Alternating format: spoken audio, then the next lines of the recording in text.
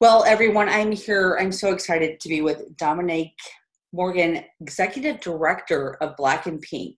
So let's just first of all, thank you for joining me today. Thank you so much for having me. I'm so excited to be here. So we're going to talk. So first, Black and Pink, let's just talk about the mission, but then we're going to dive into a bigger vision that you have. So Yeah. So Black and Pink is the largest organization in the country that looks at the needs of LGBTQ plus people, people who identify as living with HIV and AIDS, who have been impacted by the justice system. And when we use the term impacted, that allows us to look at the needs, of course, of people who have been incarcerated or formerly incarcerated, as myself, but also their children, their partners, the neighborhood, and the communities that they're connected to in a larger way. It allows us to really talk about mass incarceration as a public health issue in efforts that will be able to address it and be able to build healthy and thriving communities. So before we get into the Opportunity Campus, I just want to talk a little bit more about that. Like, where are you with that? I mean, how can people contribute to that piece? So Black and Pink we're in our 16th year. I've been the executive director for 3 years. I moved the offices from Boston to Omaha when I became the ED because I believe in I believe in my city. I believe in our community. Our nonprofit community here is one of the most beautiful communities I've ever witnessed. And so when you think about showing up, of course, financial donations are awesome, but everything from just talking about the issues of mass incarceration at the dinner table and in places that you wouldn't, sharing information on social media, all the way to we have a pen pal program. There are opportunities for volunteerism. We also have Lighthouse here in Omaha. We made history last February opening the first house for LGBTQ plus people who have been formerly incarcerated in the country. And so there's opportunities there as well. So what brought you, because I'm totally sidebarring from this. What brought you from Boston to Omaha? Well, I'm born and raised in Nebraska. And I will be 39 in March, but from the age of 18 to 27, I navigated Nebraska's correction system. I was incarcerated. I was a youth in foster care. I was a youth in homeless shelters here. I was a young person on the street. And so when I was released from prison February 16th of 2009, I really wanted to be able to give back. And I was able to get opportunities. I worked at Charles Drew and I was able to get my undergrad. I have a master's from Georgetown and I was positioned to take this role with Black and Pink, but I told them I wouldn't take it if I could not move the offices to a community that I know and love. And also there's power in us being in the center of the country. People, that flyover states conversation, those of us from Nebraska, from Omaha, we know the power that exists here. And I wanted to weaponize that to create change through Black and Pink. And so we're 3 years in, and it's been a beautiful experience. All right. Oh my goodness. All right. We're going to keep having conversations about that. But let's talk about Opportunity Campus. Yes. What is that? The Opportunity Campus, again, as a young person who was impacted by the system here and someone who still works in juvenile justice, I was honored to be awarded from the Nebraska Juvenile Justice Association as the Juvenile Justice Leader of the Year just a week ago. We need to activate this work in a broader way. And on top of and these spaces are in Nebraska, but they serve the country. Our Lighthouse initiative, we've had women from all across the country, Black trans women, move to Omaha to find a space that they can thrive. We have a girl from Memphis here right now. Imagine, Omaha is the space that you come to heal and be able to grow. And so I believe we can use that same platform for young people. There is an incredible space in North Omaha. I'm a kid that grew up, born and raised in North Omaha, that I believe the power of a queer ran as a Black trans woman to be able to steward that work in a historically Black neighborhood and to be able to create space for immediately 10 young people to have apartments. We have plans for a school, for a full industrial kitchen to be able to offer hot meals, community-based space, and to really, again, that North Omaha 24th Street corridor that I grew up walking down with my parents and grandparents, to be able to find a space of healing and restoration seems incredible. And we'll be able to serve young people all across the United States that will come to Omaha again to find their new life. Okay, so I'm looking at my notes, and I have to look at my notes, Yeah. what will success look like, feel like in 5 to 10 years? In 5 to 10 years, I will see more people like me than not like me. As a Black trans woman who's formerly incarcerated, the life expectancy of Black trans women is 32. I'll be 39 in March. The idea of me having a undergrad degree, a graduate degree, I am the only Black trans woman running a nonprofit at this level in the entire country. Wow. And there's a space where I could be happy with that, and I can be like, oh, look at me. But success for me looks like there are a bunch of Dominique Morgans.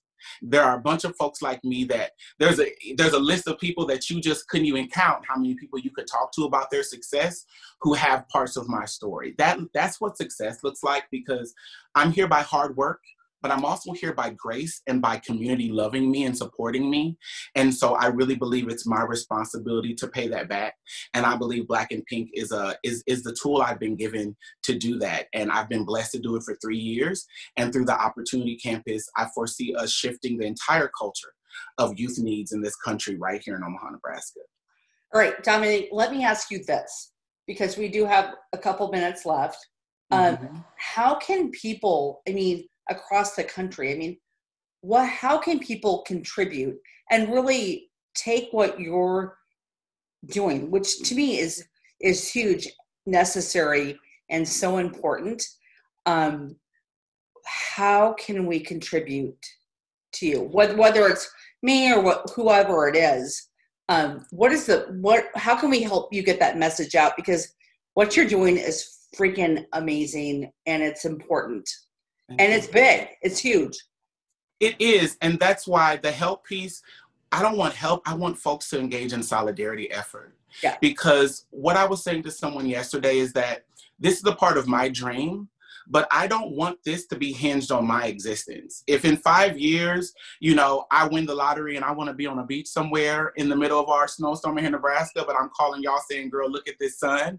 I want these endeavors to continue to grow. And the only way that happens is if community is not only involved in how it's created, they're involved in it coming into fruition. And that's where donations are essential. We have $300,000 we need to acquire in the next 60 days to get this space. And the beautiful thing about that is that as soon as we buy that building, there are 10 apartments immediately available for young people. And outside of that, talking about it, telling people what's happening here. I talked to someone in New York the other day. I can't believe this would be happening in Omaha, Nebraska. Well, not only is this happening here, but Andrea, as you know, so much incredible work happens here. Talk about it. Tell them that Black and Pink is here. If you want to talk about my story, it's everywhere from TED Talks to other things. You can inbox me on Facebook, but just tell them that young people in our country, including in Omaha, are spending the night on the streets, are not thriving in justice systems. And these are the kids who will be living next door to us. These are the kids that will be dating our friends and our nieces and nephews. And don't we want everybody around us to thrive? And so this project, I really believe, gets Omaha further down the line to the Omaha that you and I and so many of our friends are working towards every day. You come from generational change makers. I know that. And so I want to be able to invest in young people to where they're a part of that too. So talking about it, again, investing financially, because that's going to be essential, and telling people that this work is viable, because also it's about community investment of just caring. We want you all to care about this work, because that is how our people are safe and protected. And in 5 years, I believe that we'll be having a conversation about the 5-year anniversary of the Opportunity Campus and how you and I talked about it before anybody else was talking about it.